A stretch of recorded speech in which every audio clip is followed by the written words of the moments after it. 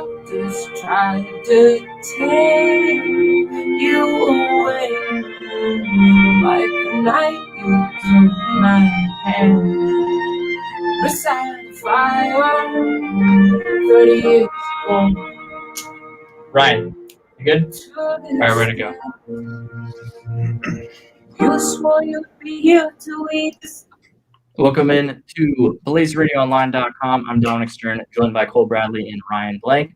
We're here live on the Golden Sombrero Show, here to bring you the latest news in baseball, guys. It's been a very active week in baseball.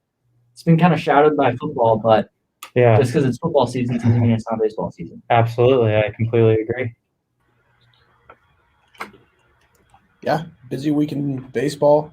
I know today's Sunday, but we've had some very good games today in baseball-wise. Mm-hmm. So let's conclude what we were talking about last week. We talked about Cy Young and MVP races. We all basically decided that, hey, it doesn't matter. Shohei Ohtani, as good as Vlad has been, Shohei Ohtani is the MVP. We all talked about Fernando Tatis Jr. and Bryce Harper. With MVP, we talked about a bunch of players in the National League: Walker Buehler, Corbin Burns, Max Scherzer. There's a lot of guys up for grabs, but today we're going to talk about Rookie of the Year races and also the Coach of the Year races, and then, of course, we'll talk about the standings. And we're going to give you the top 5 list of World Series matchups later in the show. Once again, you're listening to the Golden Sombrero Show here on BlazeRadioOnline.com. Let's start with the American League Rookie of the Year race. It's a busy one up there, and there's not really a clear and concise winner. But there's a lot of really solid candidates who are having definitely above average years. You want to think these guys are rookies. Normally there's like 2 or 3 good candidates, but in the American League, there's a lot of good candidates. Cole, I want to start with you. Mm-hmm. Who do you think is going to win the American League Rookie of the Year award? Yeah, and if I remember correctly, I chose him at the beginning of the year to win it. But I'm sticking with Randy Arozarena. I would go Adolis Garcia, but and as good of a story as he is, because he's an amazing story, I think it's equally as amazing his drop-off in production since his onslaught, it felt like early in the spring. I mean, he looked really, really good to start out. Definitely the future of this Texas Rangers team, I feel like. But with that being said, he just fell off big time. I mean, the OBP is below 300. He can't really hit his weight, honestly, at this point.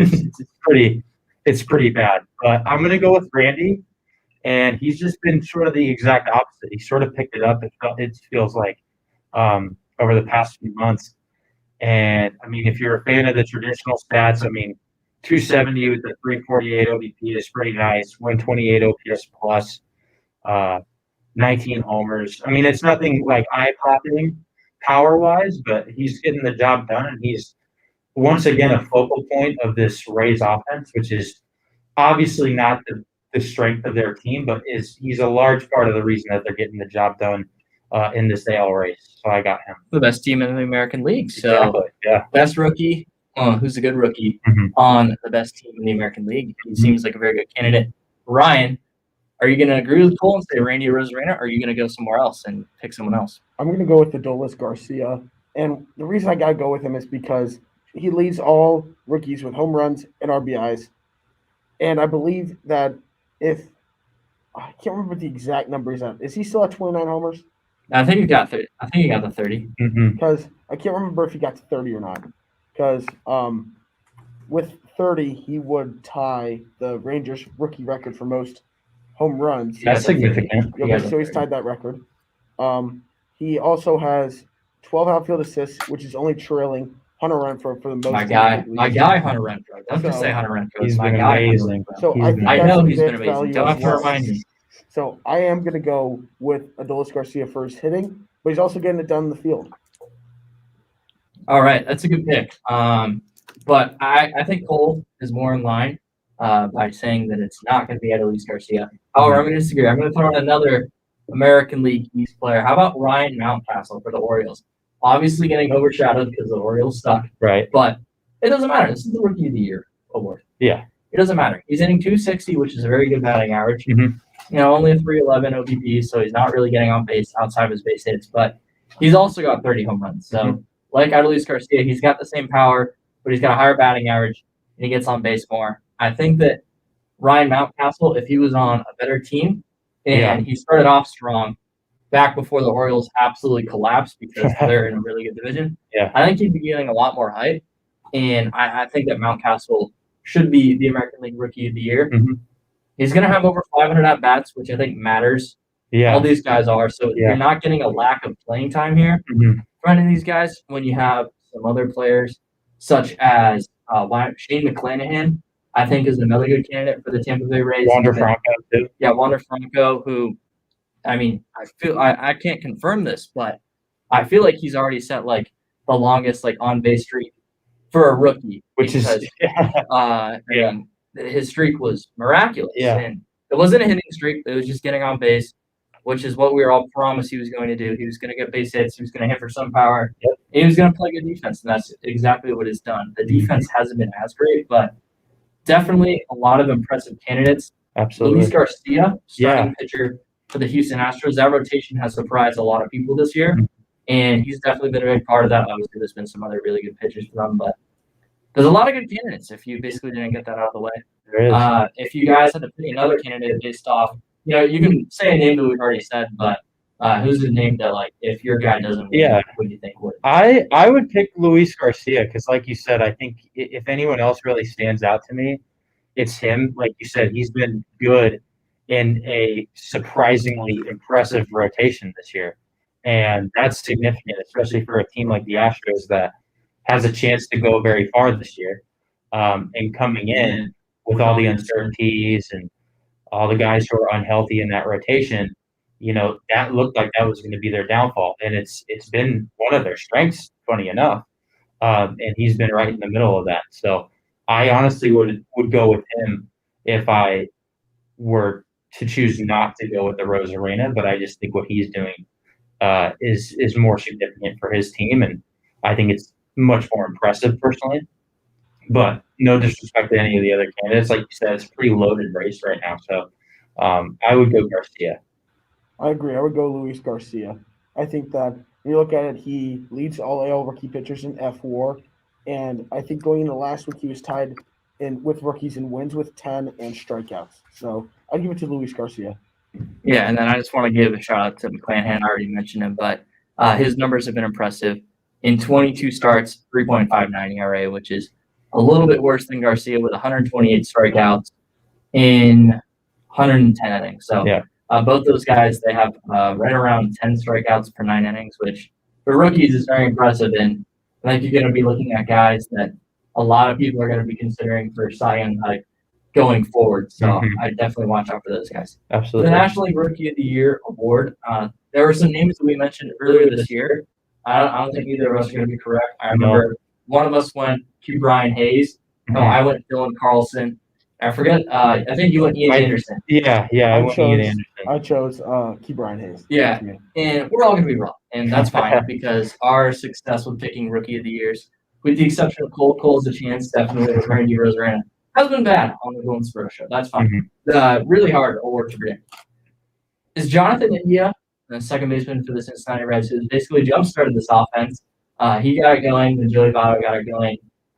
Castellanos and Winker have been good, but I feel like India's been the difference maker for the Reds offense. Yeah. And he seems like he's going to run away with this. Do you guys agree with that? I don't think he's going to run away with it, but I definitely think he's the front runner here. I think just given the power numbers with the extra base hits, 20 homers, 28 doubles.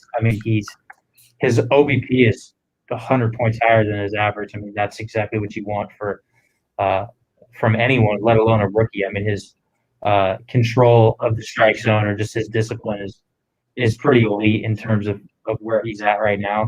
And that's impressive. He also leads the league in hit by a pitch. So, that's kind of cool. 20 hit by a pitch. Getting on base. Yeah, exactly. So he's been impressive, but I personally think that Trevor Rogers of the Marlins is sort of giving him a run for his money personally. With a 2.71 ERA and 122 2/3 this year. Like he's been very solid. And he was an all-star this year as well. So I think his performance is significant for a team that obviously isn't doing that great this year, but the Marlins have probably cornered the market for future Cy Young potential starters. They got 100%. Luzardo at the deadline. They have Alcantara, Pablo Lopez. They've got this guy. I mean, in their farm system, they got even more. Edward Cabrera has been solid. This rotation is going to be good for a long, long time, and he's been easily one of the best, if not the best, out of that group. So he's been impressive as well, and I think he's equally deserving to receive the award. Ryan, Jonathan India, you with it, or you gonna mention some other names? Yeah, I am with Jonathan India on this award, but also I do want to highlight Trevor Rogers. I think that is the reason why Jonathan India is not running away with it, is because Trevor Rogers is right there with him. Yeah. But I would say it's Jonathan India. Also, shout out to Patrick Wisdom. He's been very solid this year, but it's got to be Jonathan India. Like you said, Dom, he's been the one that's really jump-started that offense along with Joey Votto, Winker, and Castellanos. Yeah, I was gonna shout out Patrick Wisdom, but that was not the name that is going to win this. I think it's gonna be Jonathan India. Yeah. The OBP stands out for itself. 373. He's getting on base when he's not getting base hits at an over 10% clip, which I think is super impressive because he's a rookie. So he's hit for power. He's got 20 home runs. He's at the top of that lineup that we have all seen is super good. And I just don't know how he doesn't win it, which it's a shame that it seemed like he was going to win it because he was going to propel the Reds to make the playoffs. Mhm. But it doesn't seem like that's going to happen. It's going to be the Cardinals. We can talk about that in a little bit because the Cardinals just had a very impressive weekend. But John India, I think he'll be National League Rookie of the Year. But you guys mentioned it. Wisdom and both Trevor Rogers are going to give them a run for their money. But I think we all agree it's going to be India. Yeah. Let's change awards here. Let's stick with Coach of the Year. This is the other main big award. Coach of the Year, I think in the National League, it's fairly obvious, and I think it sucks for Craig Counsell because he's had a great year managing-wise. Mm-hmm. He's gotten the best out of just about every single one of his players with the exception of Jackie Bradley Jr., and maybe Christian Yelich too. But Gabe Kapler for the San Francisco Giants. I mean, this team came in with win totals in Vegas hovering around 70 to 73, and they still have the best record in baseball, and the season ends 2 weeks from today. Mm-hmm. So I don't know what else to say about Gabe Kapler other than he's manager of the year. Yeah. He seems to be pulling all the right strings because they're winning close games. They're also winning blowouts. Mm-hmm. It has to be Gabe Kapler, right? Yeah, absolutely. And I think you pretty much covered it. It's just impressive alone that this team was pegged after last year. It's a product of the division. Obviously, the NL West, we've talked about this before, is one of the toughest divisions in the sport. It always will be, it seems like. And after last year, being on the cusp of getting a playoff berth, granted it was expanded playoffs and it was a short 60-game season, say what you will, everybody still thought that this is a team that, is in a rebuild mode. And they were just a product last year of the short season. And they've come out and blown all those expectations out of the water. Like you said, they had the best record in the league. They've already clinched the playoff spot. They might, and I think they very well have already, I think, sealed their fate in terms of winning the division and knocking out the Dodgers, who have previously won it 8 consecutive years in a row, which is impressive in and of itself. And I think Kapler has sort of found his home in San Francisco after, all the expectation that was put on him in Philadelphia. I think Giants fans would agree that coming in when he was hired, he was just sort of going to be the transitional piece to when they were going to become, relevant again. And it's been what, like a 3 year turnaround, and they're already again back at that elite level. Well, year one, Gabe Kapler led them to just one game outside the playoff picture. Exactly. I mean, granted, the 8 teams out of 15 making the playoffs, but I mean, still, it's impressive. It exceeded expectations. And then once again this year, now in year 2 and a full season, all of a sudden they have the best record in baseball. Now, do they hold on to that? We don't know. They definitely could fall behind the Dodgers, but at the same time, Gabe Kapler has been impressive. And like I said, he's pulling on the right strings. Yeah. They're second in Major League Baseball in pinch hit home runs, which a lot of credit goes to him. He's putting the guys in the situation to succeed. So, Ryan, Gabe Kapler, you agree? 100%. This is Gabe Kapler's award, and it sucks for Craig Counsell. Like you said, Dom, what he has done with the Brewers this year, after all of us predicted the Cardinals to take that NL Central division, has been terrific. He's had Corbin Burns, he's had Brandon Woodruff, he's got Hader, and then he's just gotten the best out of his guys that you really wouldn't think would put up a lot of runs. So he's done an incredible job. But what Gabe Kapler has done is unthinkable from when we were talking about this before the season started. Because we thought this Giants team was going to get third in the division. They were too old. They didn't have enough young guys who were there ready to compete and make a playoff push. And they have the best record in baseball right now. And they could easily end the season with the best record in baseball. So, yes, it is Gabe Kapler. All right, glad we agree on that one. Now, it's more interesting in the American League because Kevin Cash, who a lot of people consider to be the best manager in baseball, his team has the best record in the American League. And then you've also got two other teams that have very good records and are trying to push for 100 wins. It's not going to happen for the White Sox, but I mean, it's not going to happen for the Astros either. They're fighting to be the 2 seed, which is significant because you want to be hosting games 1 and games 2 of that 5-game series and not be on the road and then possibly have to go home with your backs up against the wall. You have 2 old guys managing those teams, Tony La Russa and Dusty Baker. Also, in the wild card race, you have some teams that exceeded expectations in Alex Cora's Red Sox and Charlie Montoyo's Toronto Blue Jays. Then you have the Yankees, team that everyone thought was out of it. All of a sudden, they stormed back in the last month or so since the trade deadline. Aaron Boone, you got a lot of credit for it. They're not outside of the playoff picture. So the standings here, they're still being shaken around. I think this race, well, it's not, I think. This race is far more interesting in terms of Coach of the Year. Ryan, I'm going to go to you first here. I think there's a lot of good options here in the American League for Coach of the Year, much like Rookie of the Year. Who would you give your Coach of the Year vote to? I would love to give it to Scott Servais of the Mariners, but I can't because they're not going to make that final push for the playoffs. I'm going to give it to Alex Cora. And it is because of what he has done with this Red Sox team that, Dom, I believe you were the one that had them in second place, correct? The Red Sox? Yes. Before the season? Yes. No. I don't think any of us did. No, I haven't. Oh, wait. No, that was my other show. That was Mr. Michael Garaffa who had that. Good for him. Oh. But we didn't think highly of this Red Sox team. I think a lot of us, most of us, if not all of us, had them in fourth place with the Toronto Blue Jays taking third. That sounds about right. So, yeah, I just think that when you look at it, what he's done since his return to the team has been incredible without Mookie Betts, without the trio in the outfield. Got to give him credit. I'm going to give it to Cora. I agree. It's Cora. I would actually I would love to say Charlie Montoyo is the guy. Both of these teams, well, more specifically Toronto, I feel like had a little bit more of this expectation, like, oh, this team maybe isn't a playoff team, they're a fringe playoff team, given all the acquisitions and moves they made in the offseason. But, like, there was still expectation there.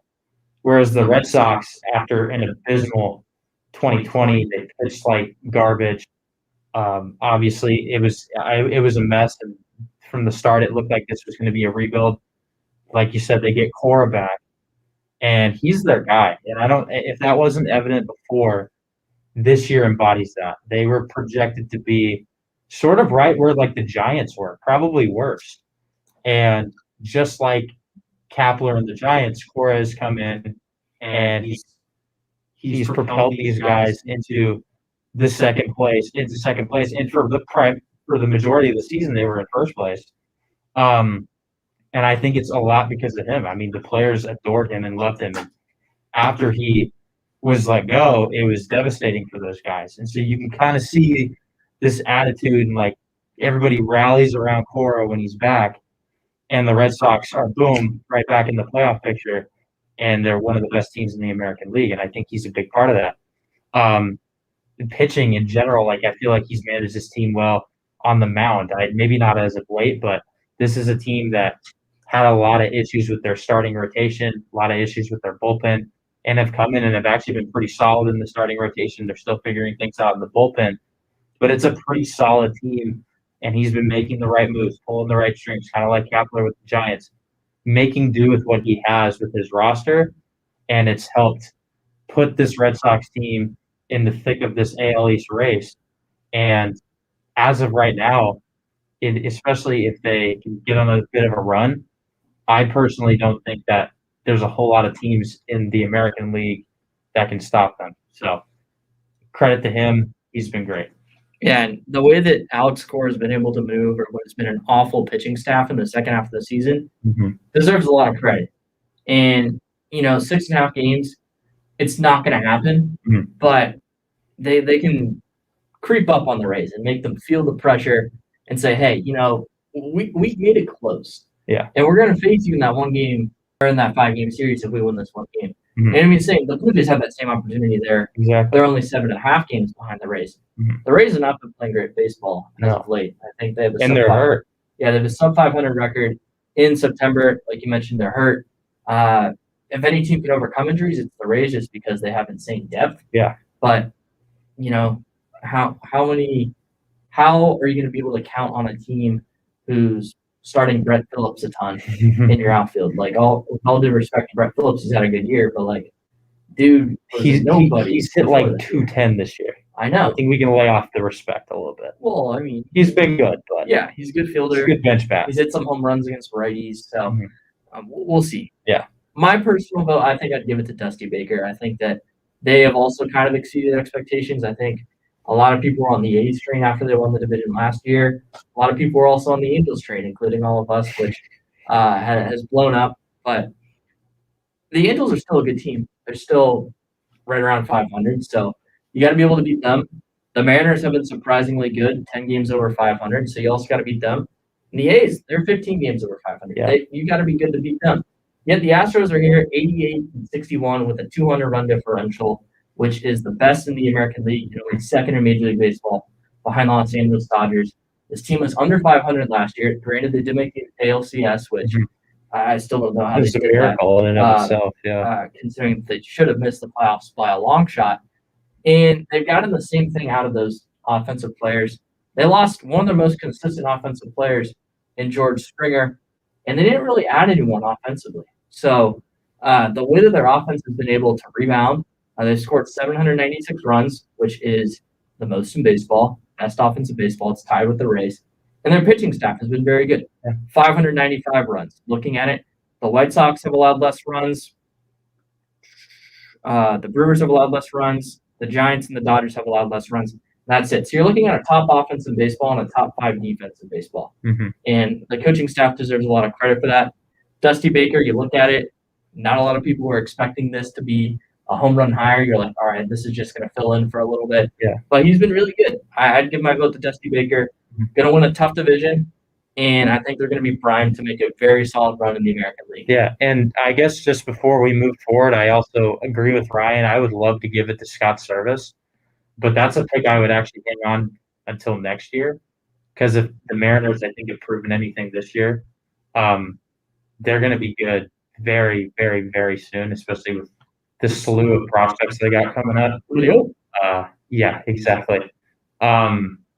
So that's another guy who I think deserves a lot of credit, because I don't think the Mariners would be anywhere close to where they are if it wasn't for a little bit of his help, to say the least. And he's done a great job, and I think he's a fundamental part of their culture going forward. So and Charlie Montoya was a great candidate too, but it's funny, the fan base actually hates Charlie Montoya. Do you guys know that? So I think that it's very interesting that the fan base hates him. They have an awful pitching staff, and yet they're 19 games over 500, and he's going to get manager of the year votes. Yeah, without a doubt. I think that Cora's going to get a ton. I think it's going to be kind of funny when Kevin Cash gets very little votes, despite the fact that the Rays have the best record in the American League. None of us mentioned it, but that's very true. I don't think that he's the best candidate, so I think it's deservingly so. And then some people are going to say Tony La Russa. I don't agree. No.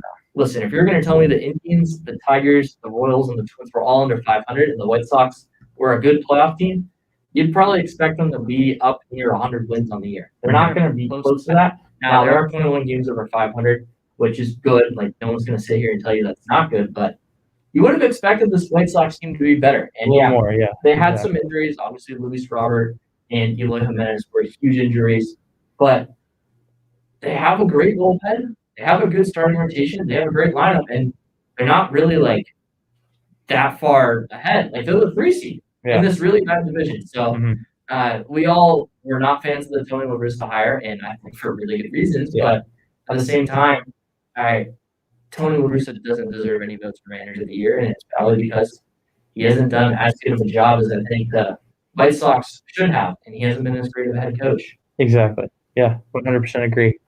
Ryan, you got any other notes before we go to commercial break? No? All right. We thank you all for tuning in to the Golden Sombrero Show on BlazeRadioOnline.com. We're going to go to a quick commercial break. We'll be back in just 1 minute. Dang, bro, what's so dumb lit? Blaze Radio at the Bill Austin Radio Studio, man. Dumb lit. Dang, man, how do I get me some of that to listen to? Well, you go to Blaze Radio Online. We're going to go to the top and 5. Enjoy all the Blaze Radio you want. Oh my gosh, bro, that's so dumb lit. Boring. Boring. Oh.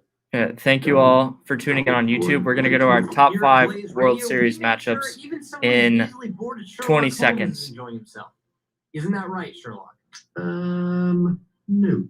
Oh, well, don't listen to him. We've got all the greatest in news, sports, and music live from the Bill F. Austin studio. Tune in at BlazeRadioOnline.com. So, Sherlock, how'd I do? Pretty well.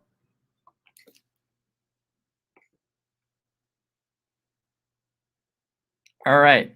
It's September 19th. We're just about a month away from the World Series beginning, which is, of course, probably our favorite week to week and a half of the year. You know, you get the best baseball. Unfortunately, it's just one game, and as opposed to the weeks prior to that where you get the 4 series and then the 2 series. You get the wild card games. But the World Series is the best baseball. The teams are competing for a championship. So we're going to look ahead. We're going to give our top 5 World Series matchups. You can give multiple teams multiple times, but, just what could be the best World Series matchups? I know I got my 5. I hope you guys do as well. Cole, we're going to toss it to you. What is your 5th most look forward to World Series matchup for you? Yeah, and to be completely honest, it's so hard to predict this at this point. And looking at the playoff picture you've mentioned, like this is still kind of shaping up, at least on the AL side. So I don't see these in any particular order at the moment, but I will start off by saying I think if anyone does not believe that the Milwaukee Brewers have a legit shot here, I think they need to start believing in that because I have my first matchup would be them versus the White Sox, and I'll back up the White Sox here in a minute, but just starting with Milwaukee, I think this team is built in the most optimal way in terms of you want to make a postseason run. You want to be a World Series team. World Series teams are built on deep pitching, and this team has that, especially starting pitching, which is what you need.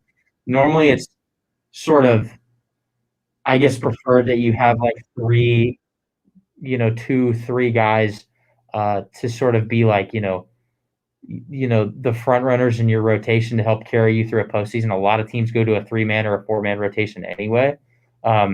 And you want 3 solid guys who are going to get the job done.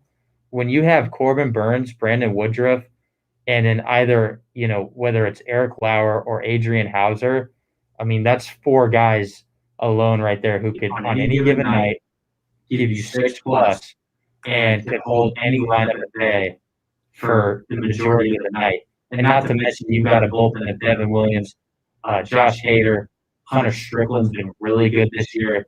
This team is deep with pitching, and not to mention they've added a little bit of offense. Eduardo Escobar has been solid for them. That was a solid pickup for them at the deadline. You look at I'm phasing his first name, but Garcia, Avisal Garcia has been really good this year. Willie Adames was an amazing pickup for them. He should be coming back very soon. I think it's this week that he's expected to be back. So this team, I just look at it, and it's built like a championship team, it feels like. And given how they've pitched all season long, that alone, I think, is really, really going to help them moving forward. It's going to get tough if they have to face teams like the Dodgers, or, they're going to probably have to play the Braves in the first round. That's going to be tough for them as well. But they've done it all year against some of the best teams, and I think that's only going to continue. So I have them facing the White Sox, who I personally, again, think are built well. There's really not an area of weakness, it feels like, on this team. They're extremely deep. Has the bullpen underperformed recently, especially Craig Kimbrell? Absolutely. But this team's sort of built in the same way. There's not an easy out in that lineup, and they're getting all those guys back healthy, it feels like, for postseason, and that's really going to help them as well. That's my first World Series matchup. I think it'll be tougher to back up the White Sox. That's the reason I only have one matchup where they're involved in it on my list, but I could potentially see a Brewers White Sox. Yeah, I actually didn't have the White Sox in any of my top 5, but I mean, it's so ticky-tacky and like putting other teams in twice. So definitely, I think that would be a cool one. Ryan, cold escape Brewers White Sox. What's your 5th most desired World Series matchup? I have Giants Astros, and I know this sounds a little bit off, and that a lot of you, both of you probably disagree with me. Here's why: the Giants, to me, I've talked to my roommate who's a Giants fan, Mr. Jack Loader, and he agrees with me. The Giants are not built to be a playoff team. They're built to be a regular season team. I don't think that they have a strong enough team to really make a full run in the playoffs. And I might get a lot of heat for that. I might not. So the Giants are a hot take for me here because I don't think that they have the pitching like the Brewers and like the Dodgers, and I don't think they have the offense. So that's why I have the Giants. And then Astros, mainly I would put them higher, and they will be higher up. It's just that when I look at it, the Astros, they, like you said, Dom, they have a top-tier offense, top-tier pitching staff.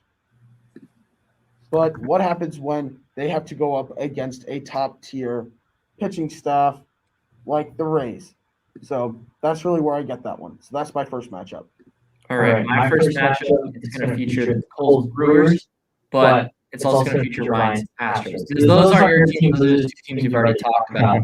And when I look at it, Cole, you mentioned pitching rules in postseason. And I think that these 2 teams have 2 of the top rotations in baseball. I think you look at the Brewers, obviously they're up there with the Dodgers, the 2 best rotations in the National League that are going to make the postseason. And I think the Astros, the way they played, I think they also have the best rotation. So I think that those 2 teams in a postseason matchup in the World Series, 7 games, see who's going to go at it. I think that those pitching staffs would be fun to watch. I think the Brewers have the upper hand, but obviously the Astros have a much better offense. So I think that would be a very cool World Series matchup. I'm going to turn around, give my number 4. It's going to be the matchup from last year's World Series. It's going to be Dodgers Rays. It went 6 games. They were tied after 4 games, and the Dodgers won games 5 and 6. Game 6 was, of course, the game where Blake Snell was pulled back heavy cash after he just saw his first hit in the 6th inning. And then it all fell apart. But I think this would be fun. These 2 teams, they have a lot of different players from what they were last year and a lot of different key contributors. Obviously, Randy Rosarena carried the offense for the Rays in the postseason last year. He's not carrying it now, but now he's more of a prominent player on the team. The Dodgers, they've added a couple of other players, Max Scherzer, Trey Turner, Albert Pujols, but you still get that same matchup. These 2 teams, the Dodgers are going to want to beat the Rays again, prove that, hey, what we did last year in the shortened season when we beat this team, it was no fluke. But the Rays are going to want to say, hey, like we were right there. We deserve to be with the Dodgers. And if it wasn't for, one managerial mistake that, was obviously highly scrutinized and immediately backfired against the Rays, they would have gone 7 games and maybe would have had a shot at them. So I think Dodgers Rays is going to be my 4th most desired. And I think that's saying a lot that I have it at 4, but we'll talk about the other ones for me in a little bit. I'm going to pass it off to Cole. Cole, what's your 4th most desired World Series matchup? Yeah, and I have these sort of in order based on National League team, really, and I'll get into that later. But I have another Brewers matchup. I also think that a Brewers Astros World Series is in the realm of possibility because, like you said, these are 2 teams really built on pitching staffs. They both pitch really well. Yeah, sure, the Astros have the upper hand offensively, but I think the Brewers just pitch. So I mean, I don't know if the Astros have played the Brewers this year. Maybe they have, maybe they haven't. But I don't think anyone who hasn't faced the Brewers this year has actually faced a top tier pitching staff until you face a team like the Brewers. If that sort of makes sense. Anyway, I think that you've sort of covered all the points down, but that would sort of be my number 4. Ryan, what's your number 4? I completely agree with Cole. Brewers Astros. It would be exceptional to have that kind of series of 2 of the top pitching staffs in baseball collide for the World Series trophy. yes, the Astros do have the better offense, but I think the Brewers could also. I think the Brewers have the better bullpen, in my opinion, and I think that's where they would come out and get them. So that's what I would like to see is just a World Series that is so heavily dominated by pitching. What's your number 3? Let's turn it right back to you. My number 3 is your first one, Dodgers Rays. I think that having a rematch would be really interesting. Like you said, Dodgers to prove that, hey, what we did last year was not a fluke. Like you say, Dom, they're trying to prove it was not a Mickey Mouse ring or Mickey Mouse title. So Ring pop. It's a ring pop. The Mickey Mouse comes from the fact that the NBA championship was played at Disney. This one wasn't played at Disney. This was played in Texas. So therefore, it was a ring pop for the Dodgers. Okay, so it's not a ring pop. But I think that these are two of the best teams in baseball. We know this. The Dodgers are one of the deepest teams, if not the deepest, have some of the best pitching. And then the Rays are just such a great team pitching wise. And they have the ability to put up some runs. It helps that they also added Nelson Cruz. So I think that a World Series rematch from last year is definitely something that would be awesome. All right, very cool. I'm going to give my 3, and then we're going to go to Cole for his 3 and his 2. My number 3 is actually going to involve the Giants. The only one they make it up on here, despite having the best record in baseball. And it's going to be against the Rays. And you know why? Because I think those two teams are very similar. Don't have great rotations, but they have some very good pitchers. They have good bullpens, and they have lineups where they just kind of like platoon guys. And I think that would be a really fun strategical World Series. And I think that my number 2 is also going to be very similar to that. But I think that would just be a fun World Series to watch just as like a baseball fan. You know, obviously, we're not casual baseball fans. We love our teams. We love the strategy behind it. A lot of people, they get into baseball once it comes to October, and they don't necessarily appreciate that aspect of it. But we do, and I think that would be an awesome World Series for all of us to get behind and watch these teams, watch managers go to work, and I think that would be a ton of fun. So, Cole, start with your number 3, and then we'll get to your number 2. Yeah, and I personally think that the Giants, this is my personal opinion, I think we're selling them just a bit short, and I have a matchup between who I think are both going to be the Manager of the Year award winners. I have Giants, Red Sox as my 3, which I think, again, is in the realm of possibility, especially if Boston is able to get something going these final 2 weeks heading into the postseason, because they could really use a little bit of some juice going in. I think they're definitely going to be a wild card team, but if they can get on a run, I mean, hey, we know a wild card team can be as lethal as any division winner or such. But I think the Giants, just switching gears to them really quick, sure, they're not built like the prototypical postseason team. The one thing this team still has not lost anything of, at least, I mean, there's a little less of it than there was when they were winning championships consistently. But the one thing they still possess a lot of is experience. Buster Posey, Brandon Belt, Brandon Crawford, Evan Longoria, these guys have all played in postseason settings. They know what that's like. And just to be able to tell a guy or a whole roster of guys, hey, I know what this is like. It's hard to sort of, encapsulate it. But just to have a guy, let alone 3 or 4, who have been in an environment like that before, who know what that's like, that's extremely valuable. And not only do they have the experience, they've also almost single-handedly, as a unit, revitalized their careers this year. Posey and Belt, and particularly Crawford, are playing some of the best baseball they've played in their careers, especially as of late. And I think that's huge for a team that is trying to make a run here and trying to really prove something after being touted as a 70 to 73 win team at the beginning of the season. Not to mention that pitching staff led by Gosman, DeSclafani's been solid this year. Logan Webb has been amazing, all things considering. Alex Wood's been up and down, but he's still got a sub-4 ERA. He's solid. And the bullpen, Jake McGee has been solid. Hopefully they get him back by postseason time. Tyler Rogers with his submarine delivery. I don't know how that slider works, but it's dirty. He's been great. Harlan Garcia, Jose Alvarez. These guys have been amazing this year for this team. Dominic Leone. And not to mention, again, like we've said before, Gabe Kapler's coached them well. They've been utilized well, and they've been winning games because of it. This team, I don't think, is really a fluke. Sure, they're going to be going up against a pretty loaded NL playoff picture, but I think they could, and I think they've proven it this year. They can perform with the best of them. So I have them, and then in terms of the Red Sox, again, just defying expectations this year, but they've pitched better than everyone has expected them to pitch. Tanner Houck, I think, is going to be a huge. I don't know if he'll be eligible to join their playoff roster. I'm sure he will be. Regardless, he's going to be valuable for them. Garrett Richards moving to their bullpen was a great move by Cora, I think. And just being able to come in with Chris Sale probably healthy as well is going to help them out big time. Not to mention, they have a pretty solid offense as well, I think I'd say. And yeah, I think this is entirely in the realm of possibility, and I think it would be a very, very entertaining World Series matchup if we got it. So that's my number 3. Do you want me to give my number 2 as well?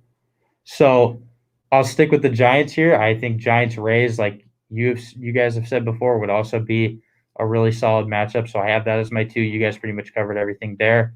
But again, like you said, like these two teams pitch really well. It would just sort of be a managerial it'd be won and lost in the dugout, I think, if you know what I mean, between Kevin Cash and Gabe Kapler. I think both of these guys would really be able to put their managerial abilities to the test against each other, and it would be really entertaining to see how they manage their bullpens, watch how they manage the starting rotation, and see between these two not extremely gifted offenses, but timely offenses sort of go at it and see who best who in a 7-game series. So I think that would be really entertaining as well. All right. I will give my number 2, then I'm going to give it back to Ryan.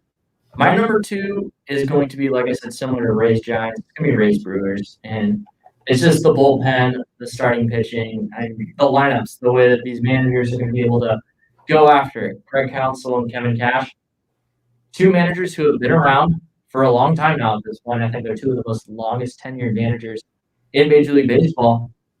And they've all done a great job. They've led their team to the postseason several times when a lot of people didn't expect them to. This year, the Rays, not a lot of people picked them to win the NL East. The Brewers, not a lot of people picked them to win the National League Central. Guess what? They're running away with it now in September. Well, the Rays more or less, they're running away with it in the summer. And I think that when you look at it, watching these 2 managers go to work along with their pitching staffs is going to be so fun.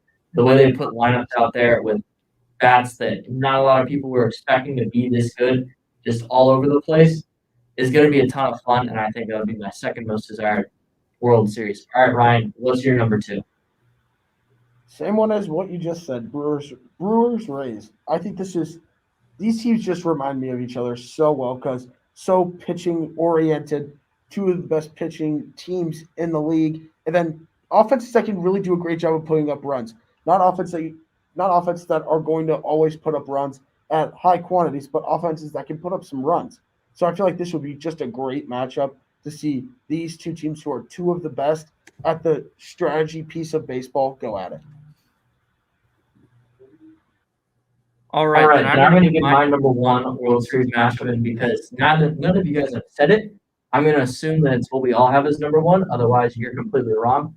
It's Dodgers-Astros, the rematch of the 2017 World Series, in which the Astros were cheating in. And, a lot of people have said the Dodgers were cheating in it too. That has not been confirmed by anyone, so we're not going to say that they did that. But it was an electric World Series. It went 7 games. Most of the games were super exciting.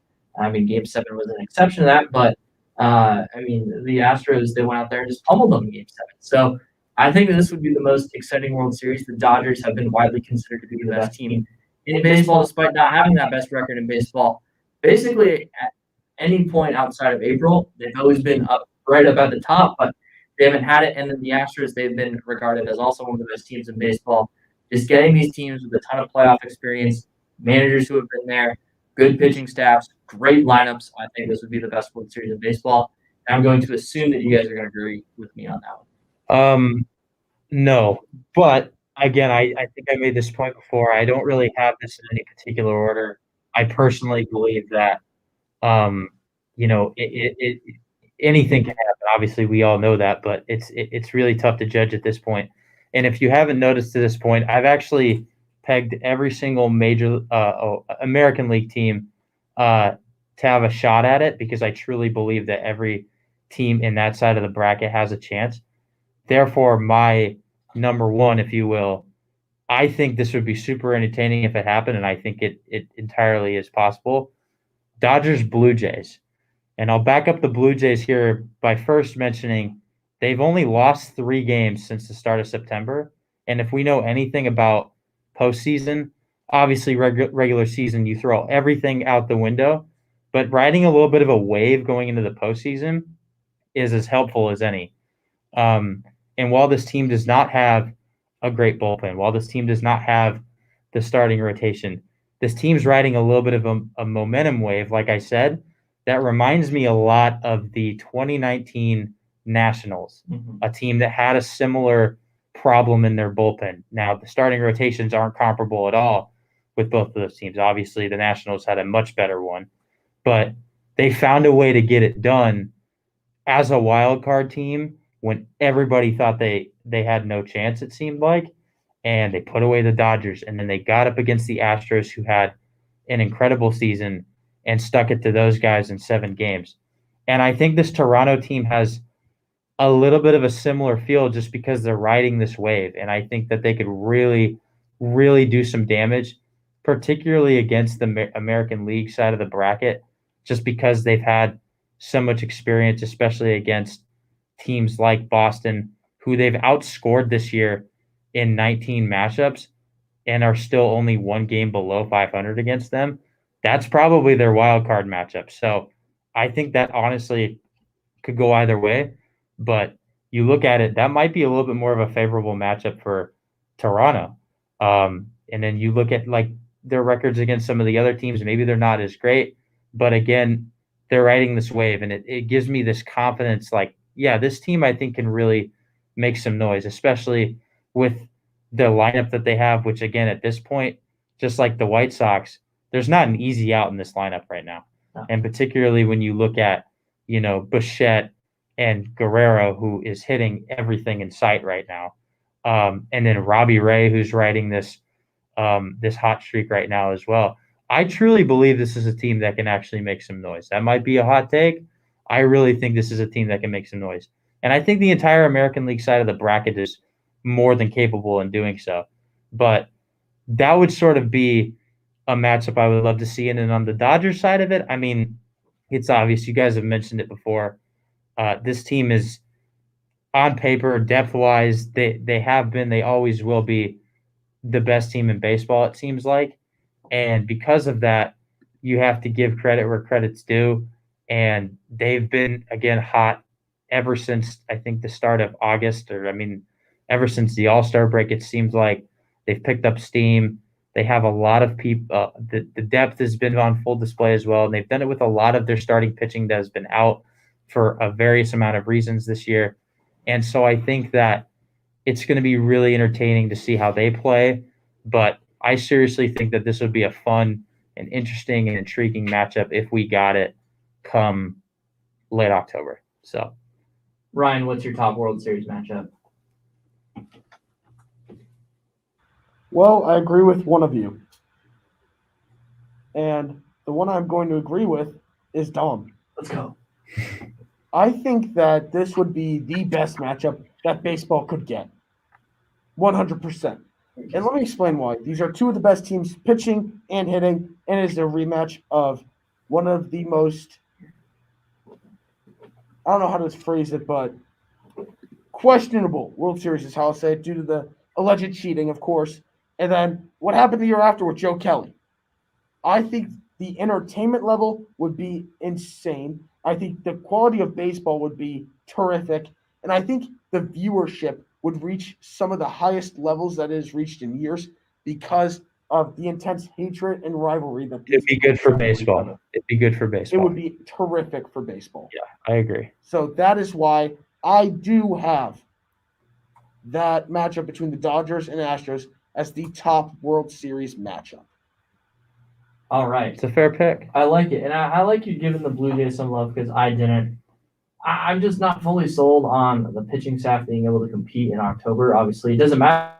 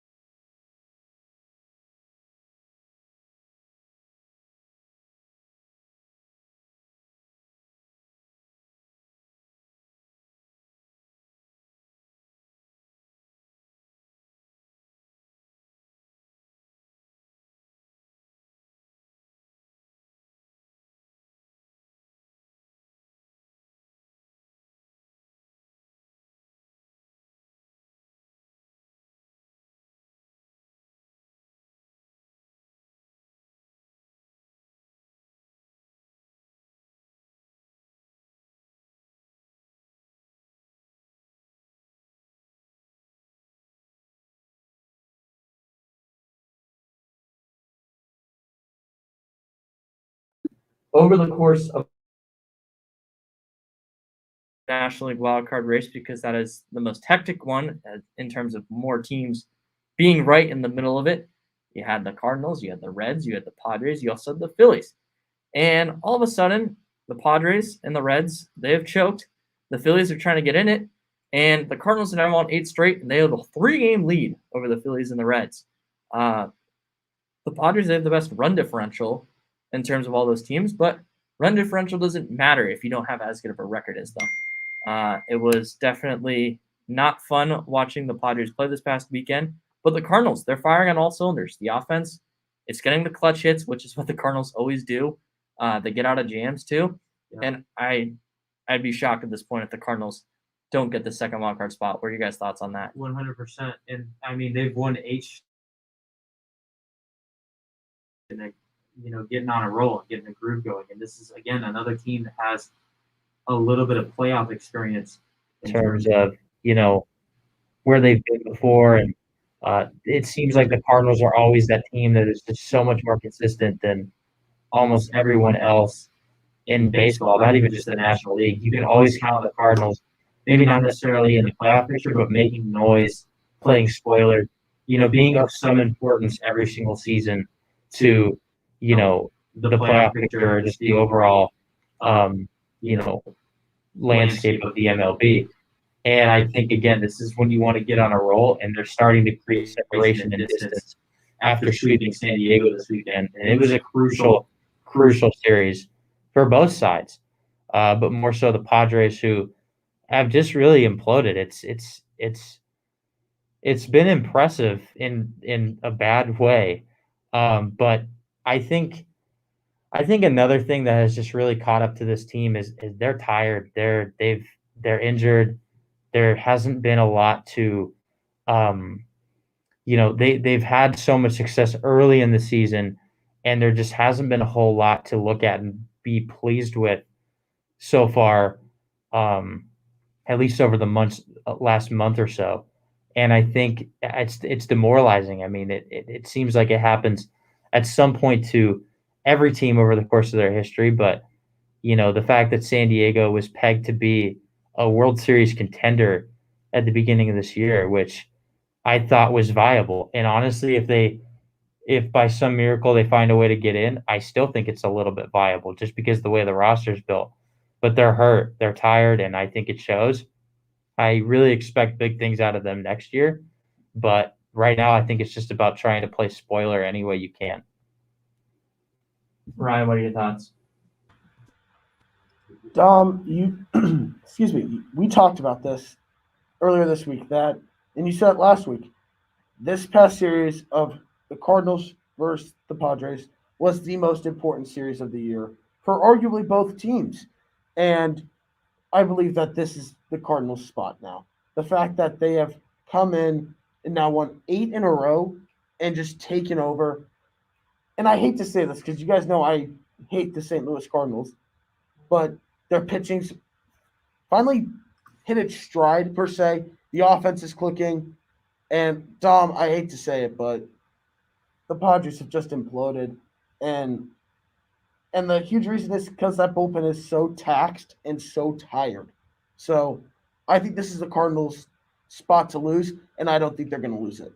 No, I don't either. They do have a couple of tough series coming up, but the Padres, they have it even tougher. It's got to be up to the Reds and the Phillies, but they got to win at least 3 more games than the Cardinals do over the next 2 weeks. And I'm not sure that's possible, especially considering the way that the Cardinals are playing. All right, that is going to wrap up this show. It's been a good Sunday talking to you about baseball. This has been the Golden Sombrero Show on BlazeRadioOnline.com.